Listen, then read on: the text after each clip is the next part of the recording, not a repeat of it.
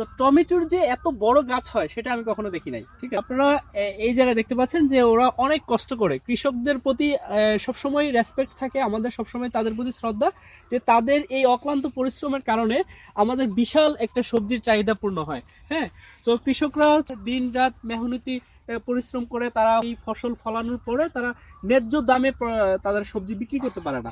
তো তাদের প্রতি আমাদের সবসময় শ্রদ্ধা এবং ভালোবাসা থাকবে, এবং তাদের ব্যাখ্যা করার মতো ভাষা আমার জানা নাই যে কেন তারা এত পরিশ্রম করার পরে তারা কিন্তু চাইলেও অন্যান্য সবজিতে তারা সময় ব্যয় করতে পারে, বা অন্যান্য কিছু তারা, যেমন ভুট্টা, আমাদের এলাকায় যে ভুট্টা উৎপন্ন হয় এই ভুট্টাতে কিন্তু প্রচুর পরিমাণ লাভজনক একটা ফসল। তো সেটা না করেও কিন্তু তারা টমেটো করতেছে। আমি জানি না যে টমেটোর ব্যাপারটা, যদি এটা খুব ভালো ফলন হয় এটা খুব লাভজনক। সো যদি কোনো কারণে যে সবজির যে বিভিন্ন ধরনের ভাইরাস বা ব্যাকটেরিয়ার কারণে সব ফসল নষ্ট হয়ে গেলে, তখন কিন্তু তাদের বড় ধরনের